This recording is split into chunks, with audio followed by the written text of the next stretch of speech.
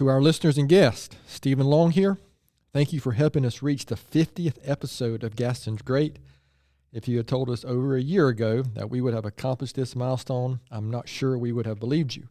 Regardless, we are grateful for the continued support from those in our community who have made this venture possible. We wanted to make a quick announcement to our audience. We'll be taking a short break for the next month or two to reevaluate and revamp the podcast. We're always looking for suggestions, potential guests, and new ideas to continue creating the best content for our listeners. Please feel free to email us anytime at podcast@gastonsgreat.com with your thoughts. In the meantime, keep a close eye on our social media accounts such as Facebook, Instagram, and Twitter.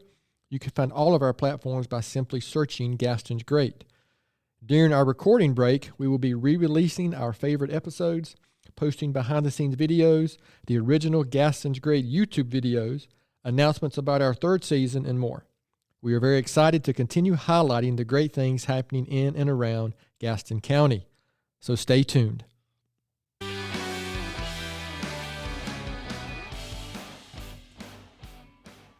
Hello, Gaston County. Welcome to episode number 50 of Gaston's Great. You heard that correct. I said episode number 50. And yes, we are all surprised that we have survived to get this far. And Gaston's Great is a podcast highlighting some of the great things happening in and around Gaston County. I'm your host, Stephen Long, and we are coming to you once again from the international headquarters of GSM Services as we look forward to having some great discussions in the coming weeks and months. We seem to believe in discussing more of the reasons why Gaston's great. We have another great topic we are discussing this week and have Jill Hendrix and Tyrone Alexander with us today. Jill is the director of the Apprenticeship 321 and Work-Based Learning at Gaston College, and Tyrone is a facilities engineer at Freightliner in Mount Holly. Jill and Tyrone, it's great to have you on, and welcome to the podcast. Thank you for having us. Yeah, thanks for having us. Absolutely. And just to kind of be clear here, we're talking about apprenticeships, programs or opportunities here, and especially how important this is in Gaston County. And so we're going to kind of start with our where we always do, and maybe start with you, Jill, and then to you, Tyrone. Just kind of tell us a little bit about yourself, anything you'd like to share. Sure. First of all, thank you so much for having us. This is so nice. And anytime we have an opportunity to talk about apprenticeship, I know both Tyrone and I are all over that. So I am very proud to say I work at the beautiful Gaston College, located at the Dallas campus. We have both our Kimbrell and our Lincoln campuses also. I've been with the college for a little over 3.5 years, all in apprenticeship. And prior to that, I worked in a manufacturing company for almost 20 years in the human resources department. So I've been in the seat that Tyrone's sitting in and that GSM is sitting in by having your apprenticeship program. So it's nice to be able to be on this side of it. So you started working when you were 6? Yes, very good, Stephen. Okay. I was. Just making sure. Yes, thank you. Mm-hmm. Tyrone, what about you, sir? What about me? I currently work at the Mount Holly Freightliner plant. I've been involved with the apprenticeship program for combined maybe 6 years or so. Started at the Gaston components plant with Freightliner. But prior to that, I actually been with Daimler for about 10.5 years now. I actually grew up in the area in Stanley. Okay. So went to school here and went to college in Greensboro. But after that, I left the state for a few years. And then back in 2011, I came back to North Carolina.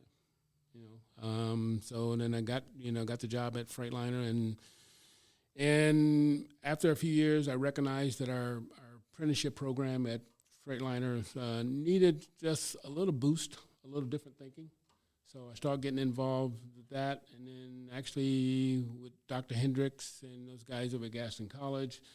And after a few years, I actually met Jill, and we've been partners in crime. Yep. Very good. So does that mean from Stanley, are you an East Gaston Yes, product? I am. Ah, Yes, very I am. good. So it's Warriors. nice. That's right. I'm an Ashbrook Green Wave product. So, but East Gaston's okay, I guess.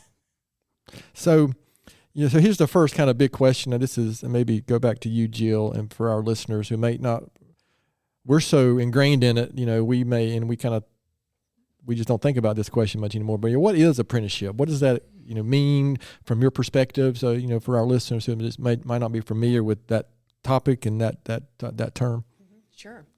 And what a great question, right? Because let's start at the basics. Right. So apprenticeship program is a company has an employee that they train, and they train on the job. They give them on the job training while they're giving them related instruction, the coursework. So in the very basic of learning how to do something, that is the best way to do it, right? Is that you're learning the why and you're doing the what. And so when you combine it, you get the best of both worlds. So that is what apprenticeship is. Apprenticeship 321 is a company hires somebody, however they want to put them into the apprenticeship program, they do. They provide, again, on-the-job training with them, with a mentor. And the reason the mentor is there is for safety, right? Because these jobs are no joke. Right. And we got to keep all our people safe. And to also teach them a job. So while they're doing the OJT, they're coming to Gaston College to take the related instruction courses. So that's where we come into play. The other thing I want to just talk about, too, because Tyrone is wonderful about this, but the mentor. The companies provide a mentor. And the mentor's job, like I said, is to keep the person safe, but to also teach them the job. And that is a key point in any apprenticeship program, is to have a mentor who is involved and engaged with these employees, so that because you're teaching them, this is what it's like to be here, right?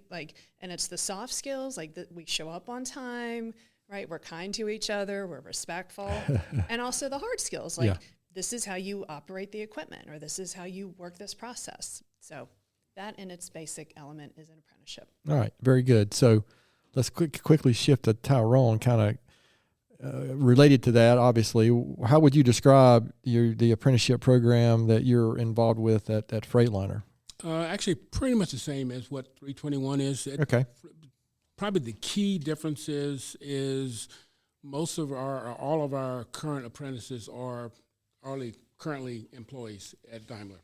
So at this point, there is limited access to outside people coming into our apprenticeship program. So, our first step is if we put a job posting up internally, and then if we don't get enough applicants, then we can go outside. Okay, but gotcha. Most of the time, it's internal employees. That's probably the key difference between some of the other companies that Jill deals with within 321. But pretty much everything after that is pretty much the same. Okay, maybe the related instruction is slightly different, but everything else as far as how it's run is pretty much the same. And the key is what, like Jill mentioned, is the mentor. It's not so much as, all right, because I have journeymen teaching them the day-to-day stuff, on-the-job training.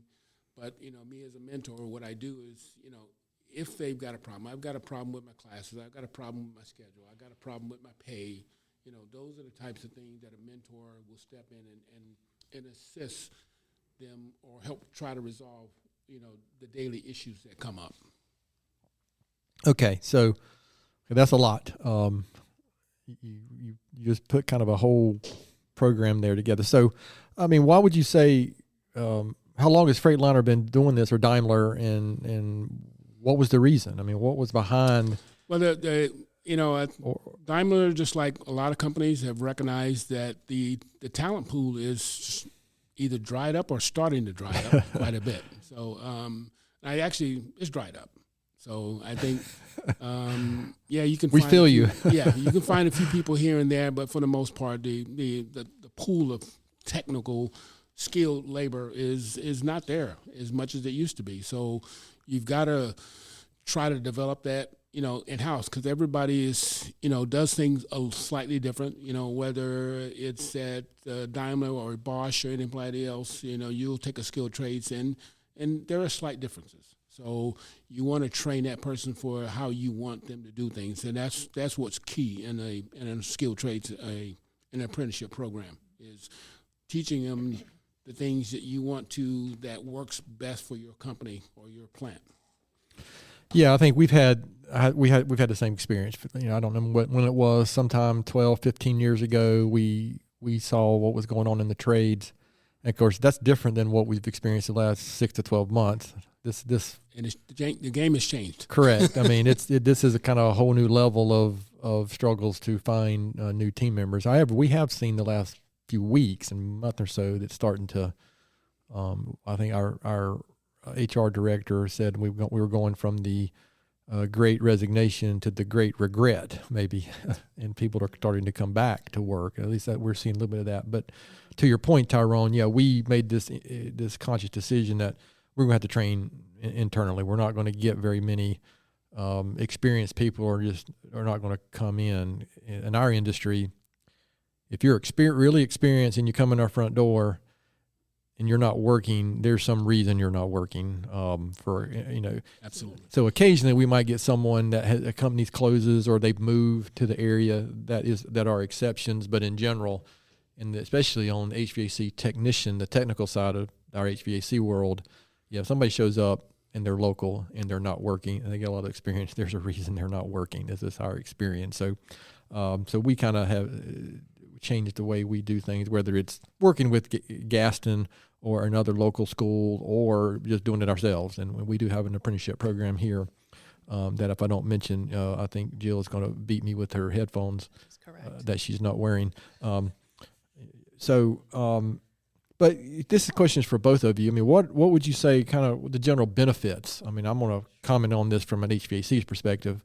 But, yeah, what are the benefits of an apprenticeship, becoming an apprenticeship, apprenticeship program first, and then just in general? So for the apprentice, and there's so many things to talk about, right? And one of the things I didn't mention is that the company is responsible for the tuition, books, and fees and supplies for the related instruction. So they are going to college or getting the related instruction because you guys use your own related instruction, GSM.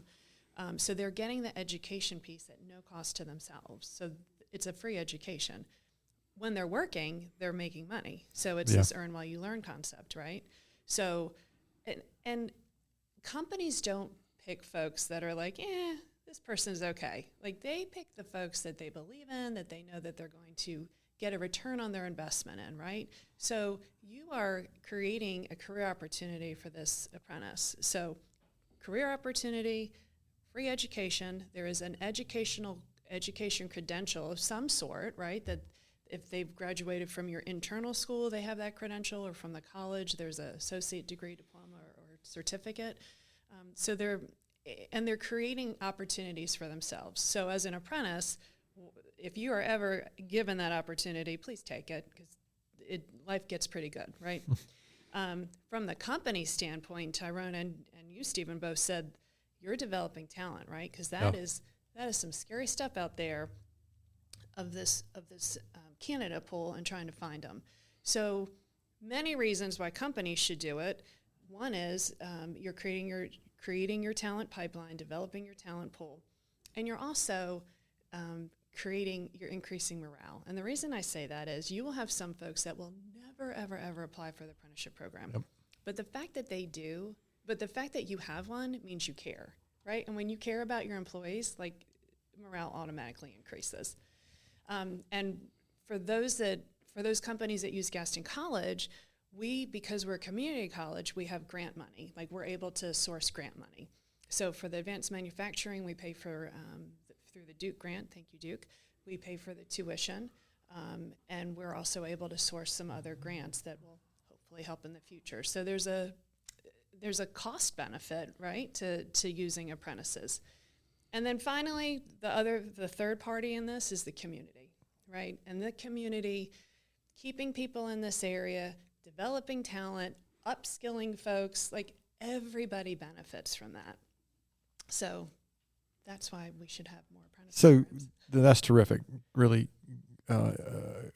just a good summary of that. But Tyrone, is there anything else specific that Daimler that you would say Daimler has benefited from, and your team members and coworkers that have taken advantage of that you would add to that? One of the things that I would say that I've noticed both at the Mount Holly plant and the Gastonia plant is specifically the apprentices that have gone into the electrician apprenticeship. Okay. Once they get that, their goal is to actually get their electrical license on the outside. The apprenticeship is just a stepping stone for them to to gain that knowledge and also be able to get that license, and HVAC. So they're that they're using that education, that job training to for the next step that they depending on if they want to do extra, have extra money outside of Daimler, right? Or after they retire or maybe they open their own business at some point. Yeah. So that is they're using that one for benefit of job advancement, but also as the next step in their life career. Yeah, absolutely. So I'm going to force Jill to answer a question that maybe she didn't want to answer. So, and this is for both of you, but I'll start with Jill. So how does somebody become an apprentice? And then second part of that, Jill, what are all the apprenticeship opportunities within, say, specifically the Gaston College Apprenticeship 321? Because I know there are a lot of opportunities available that maybe many of our listeners, hopefully we have some young, almost high school graduates listen, or parents of those almost high school graduates that might want to be interested in this. Can you repeat the first question again? So how does someone become an apprentice? So how does somebody come? I try to stretch these questions out as long as possible. So so Elizabeth, every now and then Elizabeth has to remind me, what did we just talk about? How much I want to share going on my head. So how does somebody become an apprentice? So we are very blessed that we have a success coach. Her name is Tanya Osbia, and her job is her life calling, really.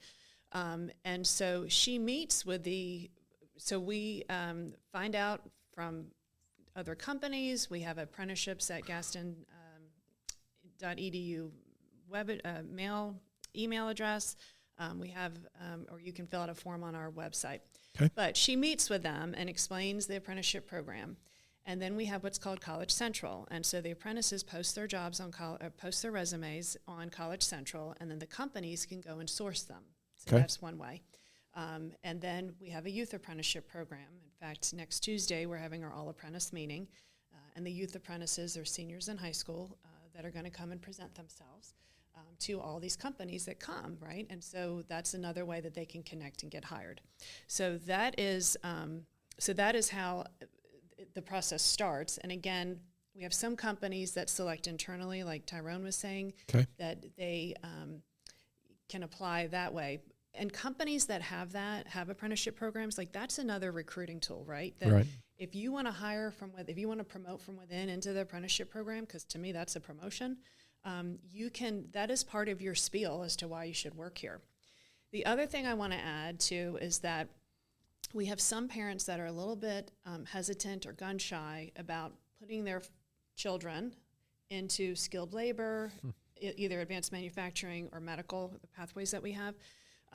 And so because they want to get that 4-year degree, right?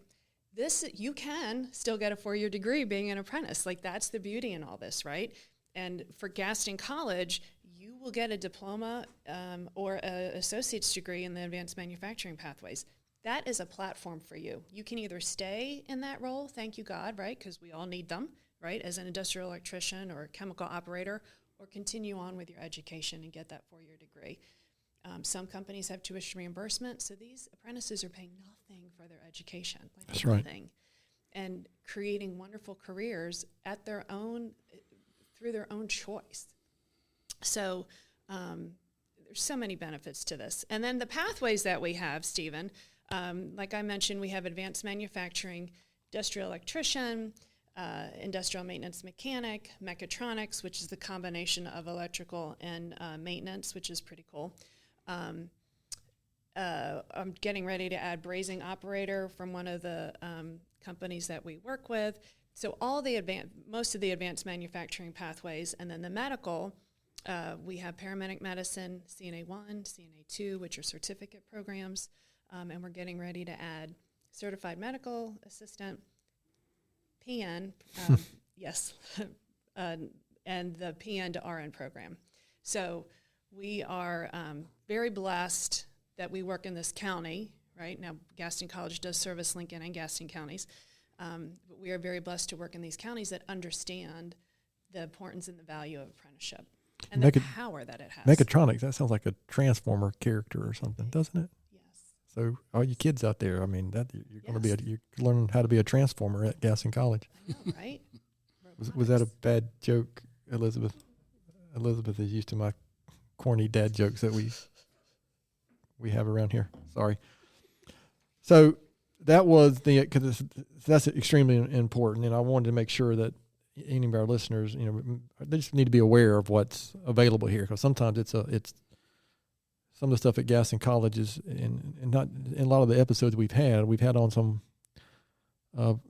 company or organizations that are really nicely kept secrets here in Gaston County. And to your point about the whole 4-year college thing, I was very fortunate to be able to do that. However, that's not for everybody.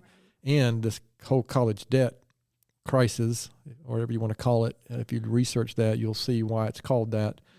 I actually wrote an article recently addressing that exact topic, and it was, believe it or not, it was actually picked up by some national magazines. And maybe we can put a link to that article in the show notes, but it talks about apprenticeships and why, even when I was graduating high school a few years ago, it was all about 4-year college. There was no discussion when you went to talk to guidance counselors, frankly. Now, we just had a meeting here at the company with Brett Buchanan from Gaston County Schools. So let me be clear, they have shifted and they are doing a lot. The CTE program here in Gaston County is terrific, and one of the best in the state with our local school system. But again, 35 years ago, when I was graduating high school, there was no talk of that at all. And I know that was kind of the case for a very long time. And I actually personally think, again, I'm not a politically correct guy, but I personally think a lot of times it was because it was the parents not wanting to talk about that or not wanting to have their kids going into the trades. But man, and before we finish, I'll make sure to talk a little bit about that article, because the opportunities over the next 15 to 20 years are just going to be unreal in the trade side, talking about electricians and HVAC guys and plumbers and just welders and masons, and there's just going to be so many opportunities because there's such a shortage. So what I'm hearing is there's kind of two pathways, right? I mean, directly into the college, into an apprenticeship program, and then companies are having team members or co-worker employees that maybe start there and then get involved with Gaston College. Is that a fair assessment of how it works? Yeah, and I just do want to clarify that with Apprenticeship 321, you have to be hired by the company, and then the company selects who they're going to put in the program, and then they reach out to us. All right. The apprenticeship has a standards, and so we hold the standards with that, which makes it kind of nice for any size company that they can come in and out of the program when needed, because some companies, they're only going to send apprentice maybe once every couple of years, so it doesn't make any sense for them to go through all the work of holding the standards. So they just use us when needed, but they select the people and then send them to us. Okay. So Tyrone, say specifically at Daimler, what happens there? How do they get involved with the apprenticeship? And then are they become an apprentice? And then are they working full time and going to school at night, or is it mixed, or is it individually set up? I mean, how would you describe that? I guess the initial step is if someone's considered or interested in an apprenticeship program at our company, we'll put a job posting. We'll say we've got a need for X amount of electrician apprentice, HVAC apprentice, or robotic tech apprentices. We'll say we need 2 of each, and then we'll put up a job posting. Okay. At that point, we have a internal selection process. I won't say unfortunately, but because it is a unionized shop, most of it's by seniority. We have a testing process that kind of aids us in our selection process, but it all comes down to seniority. Okay, once that's done, we kind of review what the expectations are. Again, similar to 321, there is a standard that we have to use, and a lot of the standards most of them are very similar. We got some very specific things associated with Daimler, but for the most part, North Carolina has kind of a standard format for apprenticeship standards. So everybody kind of uses similar, just a few changes here and there. But yeah, once a person is selected, and for us, they're in the program for 4 years. They go to Gaston for related instruction, and depending on what the class schedules are, they'll work maybe in the morning, maybe from 6:30 to 10:30 or whatever, and then they may go to class the rest of the day. So it depending on what the class schedules are, but they are considered full-time employees, and currently, for us, you actually get paid while you are in class also. But not all companies do that. Okay. Wow. So you don't, you're not working 4 hours at work and then you're losing 4 hours of Understood. Of pay. So you pay while you're going to class. Okay. Wow, that's very good. Not all companies do that, though. Correct. That is correct. Yeah. But this was not on video. So this next question is for both of you. But maybe, why would you say the general question is, this is a podcast about Gaston County, all right, in general, and why things are great here. So, Jill, start with you. But why would you say Gaston County is better because of apprenticeships in general? And then I'm going to force you to answer this specifically for the apprenticeship 321 program at Gaston College. Because these companies are proactively upskilling their folks, creating career opportunities for them that they may not have ever had, and being advanced manufacturing or medical. And again, it goes back to they're saying their care, right? Like these companies that participate in apprenticeship are not the fly-by-night companies that don't care. They see value in developing their people, and they see the value and the importance of doing it. And so that impacts all aspects of this county and the community. So it's another it's another pipeline for companies to get folks in the door and to keep them, right? Because retention is another issue. Yes, it sure is. Tyrone, how would you answer that? I mean, how was your employees, coworkers, and Daimler in general better, because of the apprenticeship program? Well, because we know that we're getting a skill. We're developing a skill that we need. Okay, that's the plus. Versus trying to hire somebody with a relatively unknown. I mean, I've seen a lot of resumes in my career, and let's just say some people stretch. Well, some of them look good, don't they? Okay. I know. Yeah, so they stretch. But I'm gonna change it up a little bit. Speaking, and I'll say for my former life when I was out of state, when I was in Detroit, I was part of the group that we looked at, new sites. And one of the sites that we looked at North Carolina once, we looked at, Pennsylvania. One of the things that the people we met with was the economic development people. And one of the things I like about the apprenticeship program, the thing that we looked at is the skill level for that area.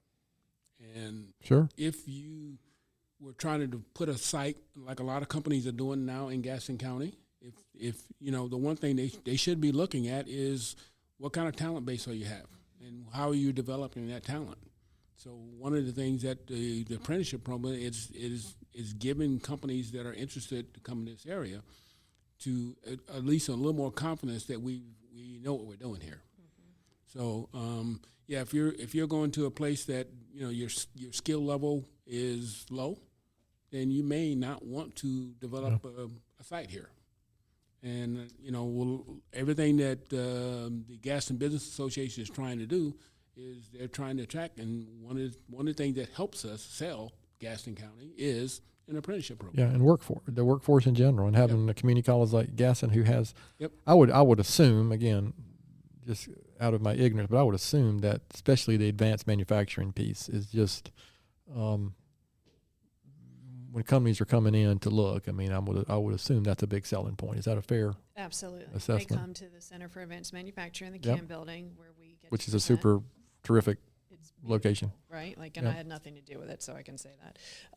But they come and meet, and we talk about apprenticeship, we talk about all the programs that Gaston College offers, and then, of course, the cherry on top of that Sunday is this tour of this beautiful building and what we're doing. So, very nice. All right, so that's a lot of good information about apprenticeships in general, apprenticeship 321 in general.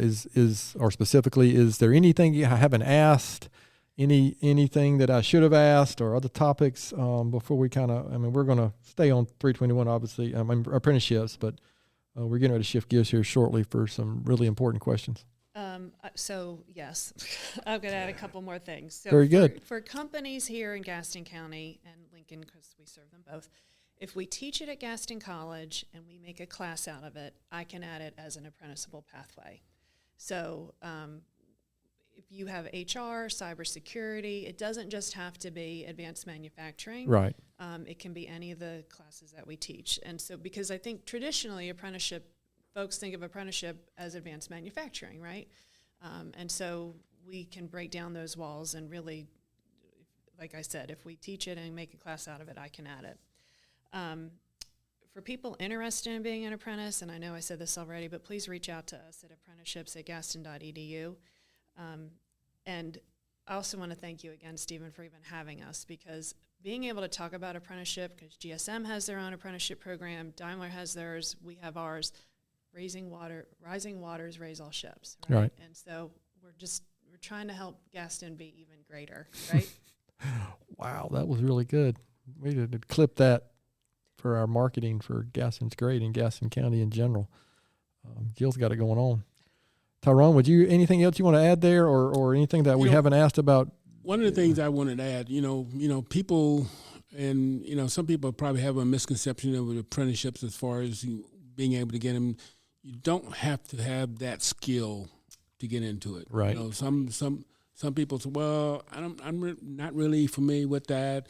If you got some interest, find out a little bit more about it. You don't have to have that skill. That's the whole purpose. That's the whole point. Yes. Yep. The whole purpose of a apprenticeship program is teach a person who, has a little bit of knowledge, but one thing we're looking for is it's some aptitude that you want to learn and have a skill.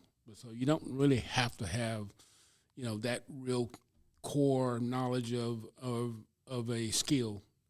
You just got to be willing to learn.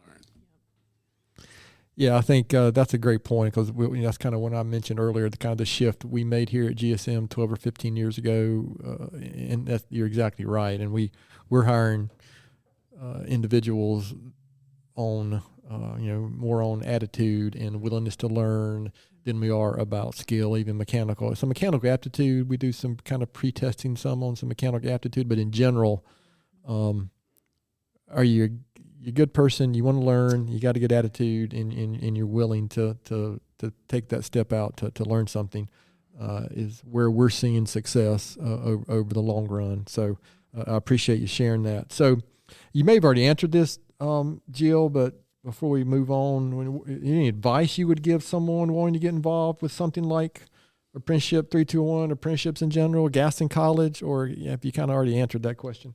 Just do it. Wow, we're going all Nike now too. Yep, just do it. Just do it, right? Yep. Right, Tyrone? Don't hesitate. It's all about continuous improvement. Yeah, Elizabeth, you can't hear. Elizabeth did a sound effect that was perfect timing there. I forgot about that. When you don't have the headphones on, you miss the great sound effects that Elizabeth just slides in there. And I do love a good sound effect. She just gave you high applause on thank the you. soundboard. Sorry. So. It's all about continuous improvement. These, you're not going to get it right the first time, right? Right. Like start, right? Pick somebody, document your process, or apply for the apprenticeship program. If you don't even express interest in it, you're not even going to get picked, right? So just do it. One of the things we've been kind of talking about is, people getting into the apprenticeship program. I don't think we've touched on companies that don't have an apprenticeship program to, reach out to Gaston or other. Come talk to us. Come talk to you. Right. Yeah. Said, hey, how did you do this? What does it take to get one started? Yes. We're, not everybody has an apprenticeship program, but if you want to grow that talent, that's a great way to do it from a long-term planning standpoint. Yes.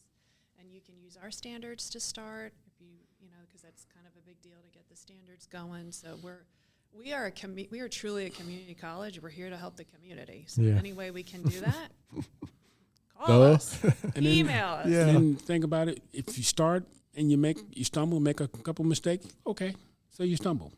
Yep. You learn from that and you keep moving. Trust me, Jill and I bounce things back and forth, although we're different programs, but I've definitely taken some great ideas that 321 has. Yeah, I and can talk here. That's a benefit. GSM. We pretty much, made every mistake that's humanly possible, and on whether it's work, education, our apprenticeship program has shifted. It looks a little different than it did when we first started it. So, because we've learned a lot from it on how it's structured and how we set it up, how we train, how we allow time here versus all on their own and the kind of thing. So, yeah, so we've learned a lot from that. So I appreciate you sharing that. So we're going to come back to apprenticeships because I got a couple of things I kind of want to close with and get some more feedback from these guys. But we're going to shift gears real quick because this is a podcast again. Let me remind everybody about Gaston County. And these are the questions that family and friends and coworkers are really want to know about the two of you. Okay. So this is ultimately only the reason. This is the only reason people listen to this show. We're going to go from our 3 listeners to 4 on this episode for sure. So Jill, I'm going to start with you. What is your favorite Tony's ice cream flavor? Well, whatever the ice cream is in the banana split is my favorite.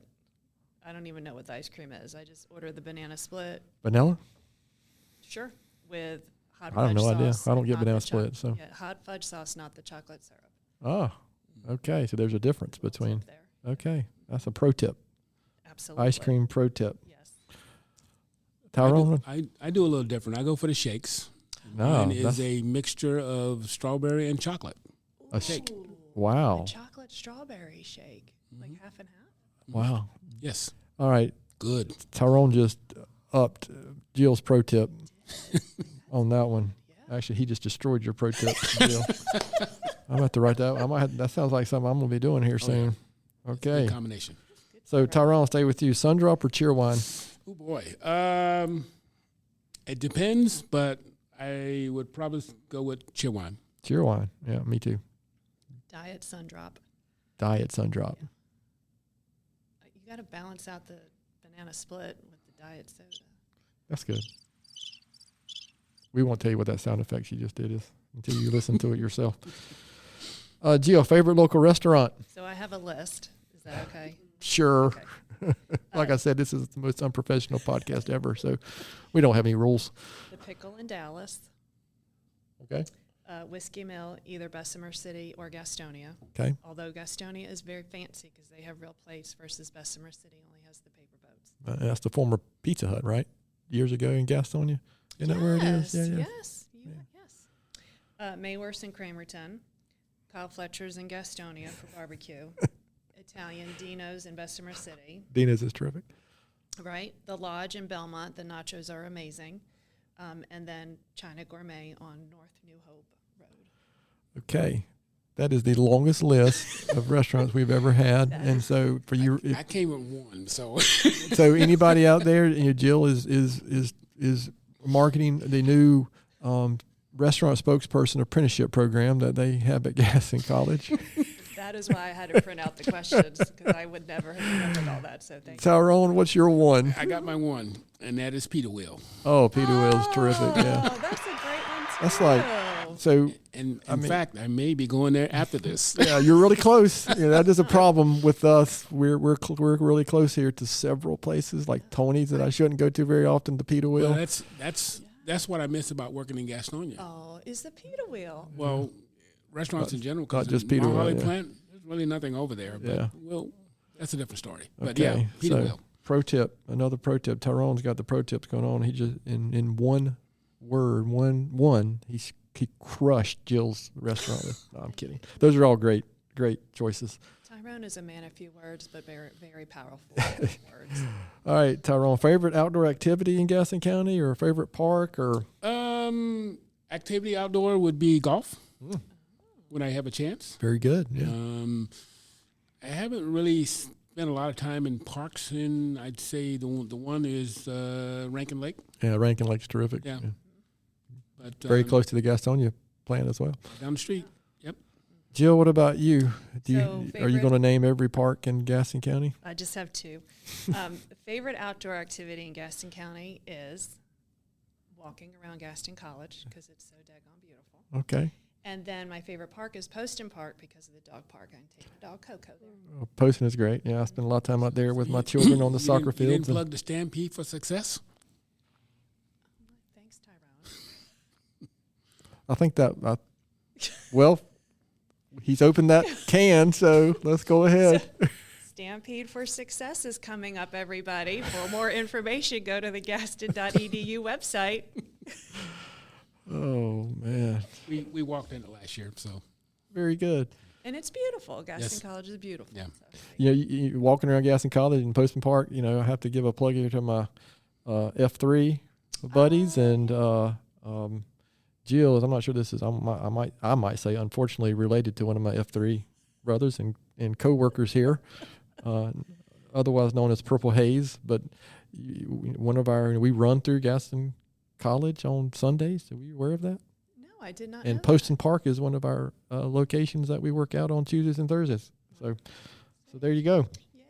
All right, Jill, this is the most important question, and the question that I reserve the right to ask every episode, regardless of anybody's thoughts on anything else. And there is only one correct answer, but I ask anyway. So UNC, Duke, or NC State? Well, I'm a Penn State alum, so Penn State, and then NC State, because that's where my husband went. I did not know that your husband went there. So he must be one heck of a guy. He's a great guy. Yes. Yes. Even if he is related to Purple Haze. Huh? And my brother-in-law did go to NC State for a year or two, so some of that goodness did rub off on him. Yeah, that's enough to absorb the what's the word I'm looking for, the holiness that you can get at NC State, Elizabeth. All right, moving on. Tyrone, how would you answer that question? My answer would be North Carolina A&T, because that's where I went to school. Hey, A&T's a great school. Then after that would be UNC. Spent quite a bit of time up there. So you went from A&T to UNC? No, as far as your answer. Your answer. My number one choice is A&T. You shifted. You went up on. You were high, man. You set the bar way up here, and then you brought it down to the pit of the. I'm just kidding. I know I say this every episode. Probably when I knew some people and cousins and friends that went to UNC. So well, Tyrone, I married on weekends I married a Tar Heel. I married a Tar Heel, so we have a split. We have a split marriage, and but luckily, I think everybody she met. I don't know if she's ever listened to one of these podcasts, but she is. She's heard me say it more than once. That luckily she's a good sport about it. So she was one of the 4 listeners. No. Well, actually, that's my mom. It's it's Elizabeth, my mom, Amy, and myself. That's 5. Oh man, you took out one of my questions that I'm going to ask anyway. Okay. So, is there a book or anything you guys would recommend to your readers, to our listeners? So sorry, that wasn't on the list that you might have, because you modified our questions, for this special episode. Our 50th episode, thank you. Ironically, it's called Good to Great. Oh wow, Jim Collins, yes, it's the BHAG. Yes, that is a terrific book. Right, that's a classic. That right if you seat on the bus. Yes, love that book. The right seat on the bus. And good is not a substitute for great. Like you go for great, just like this is just the treasure trove of just. Are you in marketing? No, I'm in apprenticeship. Wow. Tyrone, is there anything that you would book? One would be Passion for Manufacturing. I'm not familiar with that. It was written a few years back by the CEO of my former company. Okay. His name is, he's passed away now, but his name is Richard Dauk. He was like number 2 guy in Chrysler at one time for Iacocca, behind Iacocca. Oh yeah. But basically, the premise is in manufacturing you got to have manufacturing is hard, in general, and you got to have a passion for it. Yep. If you don't have a passion for it, I won't say you fail, but you may not succeed as much. So it's just about having a passion for what you're doing. Oh wow, yeah, bring your passion to whatever you're doing. Yep. Yeah, that's terrific. All right, I'll stick with you for my favorite question, Tyrone, before we move over to Jill, because I'm sure she'll have multiple answers. What advice, knowing what you know now, Tyrone, what advice would you give your 20-year-old self? I thought about that question, and what I would probably say is don't be afraid to fail. That sounds like Jim Collins, doesn't it? Yeah, don't be afraid to fail. I mean, I just thinking about some of the decisions I made when I was 20 in college, and some of them were based on I was afraid to fail. Yeah. So don't be afraid to fail. Yeah. At 20, I didn't. It was many years later before I realized that failure is the greatest teacher, probably. And so many decisions, especially when you're younger, are based on a fear of failure or whatever the case may be, or you think some decision is going to have a much more dramatic effect on the rest of your life than it really does. So that's a really good one. So, you got a lot to live up to on that answer to that question. Thanks, Tyrone. I'm glad I went first. I did that on purpose. No. Let go and let God.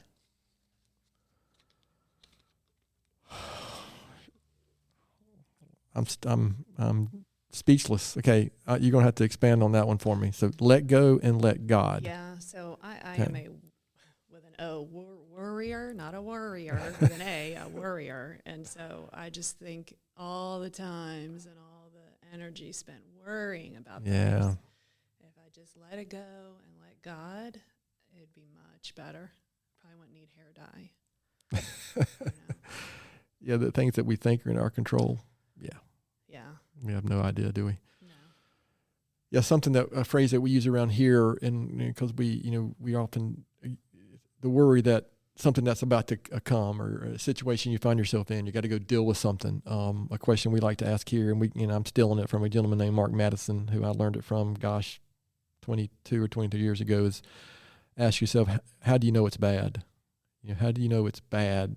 The whatever you're getting ready to deal with. Oftentimes, the worry is what makes us think it's going to be bad, right? And it's oftentimes it's just not. Like, well, that wasn't so bad. Yeah.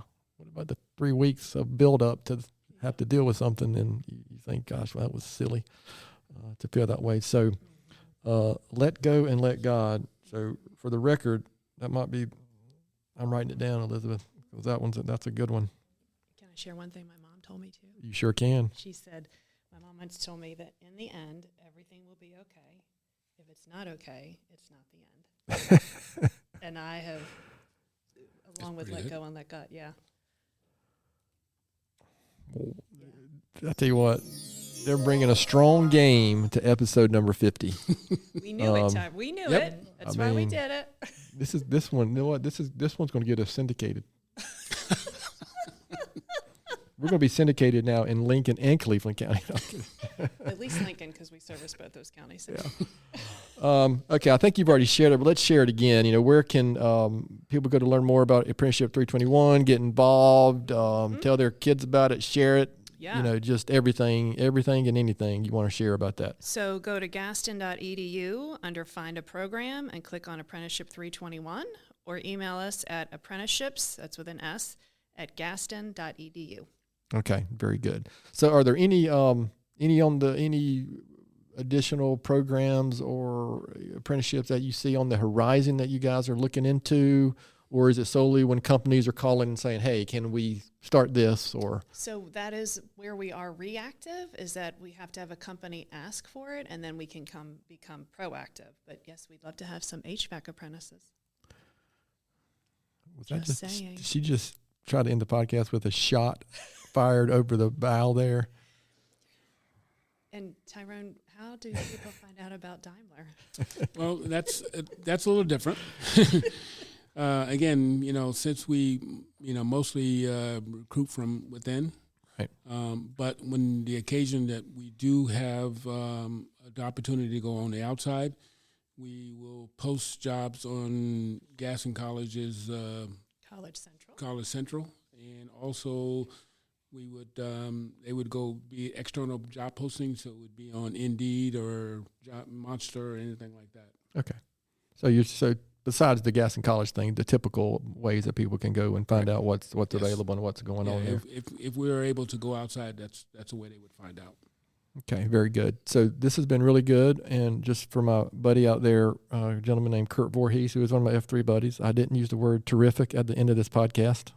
He might have been giving me a hard time about how many times I say the word terrific during our podcast episode. So, Kurt, that was for you. This has been great and awesome. If So to Jill's point, and we had a little discussion before the episode about the apprenticeship program we have here. So I try to avoid, pumping up GSM too much in this episode, but I will and talk about HVAC specifically. That's what I'm familiar with. But there is, and I'm sure Tyrone has probably seen this, and Jill has seen it too. There's this phenomenon going on in the world of what I call trades, which I've mentioned: HVAC, electrical, welding, masonry, plumbing, a lot of different areas where if we don't have people filling these jobs, our country is going to eventually shut down. And I kid around a lot on this podcast, but I say that in all seriousness. In some trades, there's a 7 to 8 ratio to 1 ratio going on right now. And what I mean by that, there is, for every 7 to 8 person that's retiring or getting out of that field, only one is coming in to replace that individual. And so that's kind of one of the reasons we started our apprenticeship program. And then the other side of it, in most of these fields, there's some numbers. We're involved. Our apprenticeship program is actually registered with the state of North Carolina, but it's set up through PHCC, which is one of our national associations. It's the Plumbing, Heating, Cooling Contractors of America. And a quick shout out to my brother, who happens to be the national president of that organization right now.